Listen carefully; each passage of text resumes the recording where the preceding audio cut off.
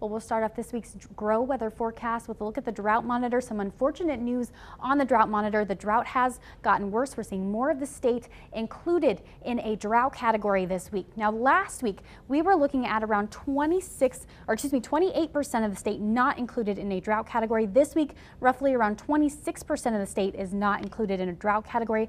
We've also seen an increase in moderate drought, and as you can see in far northern Nebraska, there is a small area starting to see that severe drought pushing into parts of northern Nebraska. But this moderate drought's in that light brown shading, abnormally dry in that yellow shading. Also some changes in Kansas. They have seen an increase in the amount of area included in a drought category as well.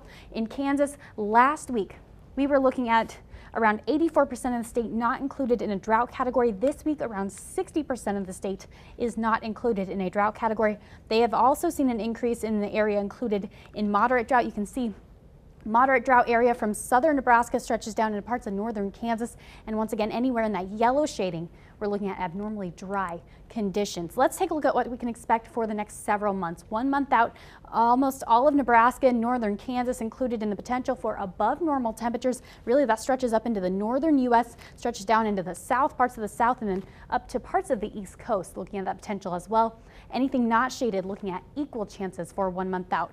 And then for 3 months out, all of Nebraska, all of Kansas, a good part of the U.S. really looking at the potential for above normal temperatures for 3 months out. In terms of precipitation, we are looking at the potential for some below normal precipitation for parts of northern Nebraska. Anywhere not shaded, looking at equal chances. A small sliver of southeast Nebraska and northeast Kansas are looking at the potential for above normal precipitation for 1 month out. That changes as we head into 3 months out, as now we are looking at the potential for northern Nebraska to see possibly some above normal precipitation 3 months out. Once again, anything not shaded, looking at equal chances. Parts of the south, including parts of Texas, looking at that potential for above normal precipitation 3 months out as well. But we can take a look at our almanac for this week. Our normal high this week in the upper 80s, normal low around 65. So our week ahead average high, pretty close to that normal. We're looking at 89 degrees, 67 our week ahead average low, so just a few degrees above that normal. And as we take a look at our proverb for this week, in the summer, when many stars twinkle, clear weather is indicated. But that's a look at your Grow weather forecast. You sent us some pictures, and now here they are.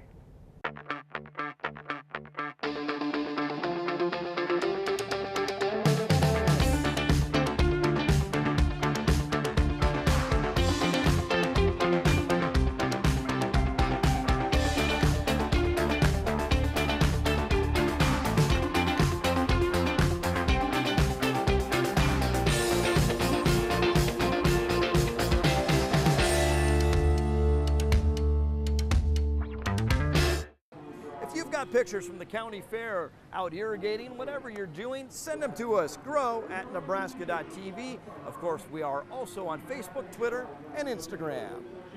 Long sleeves and long days. Detasseling, of course, important for our seed corn industry. NTV's Rashida Cabo was out there with a crew, detasseling even in 105 heat index. Here's more. The cornfields are getting taller, and this means it's time to detassel them. Here at Raider Detasseling Company, the kids show us just how it's done. We had to wait until we get in our groups, and then they give us rows to pick our tassels, either on the carriers or if we're walking. Many of the kids waking up at 5 a.m. to start their days detasseling by 7. The discipline of getting up every morning and just showing up for work, because a lot of them, it's their first job. And whether or not it's their first job, it's tough work. They want to make a hybrid corn, and so they plant 2 different varieties. They plant the female in 4 rows, and then they put the male here in the 1 row, and we detassel the female, and then they cross-pollinate it. And they have quite the number to help them out. We have about 730 kids. Jill Rainford, the field operator, says her 12-year-old daughter and 14-year-old son detassel too. She hopes they learn work ethic.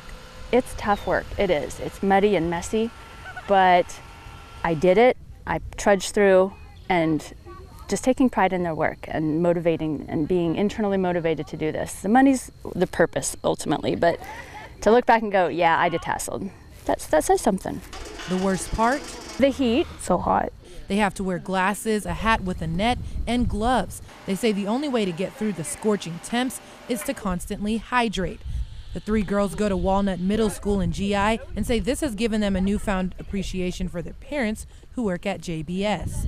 See, like how my mom feels, how she wakes up and wakes up really early to get to work and all that. Although detasseling season only lasts 3 weeks, Umar and Zachariah say the experience challenges them every day.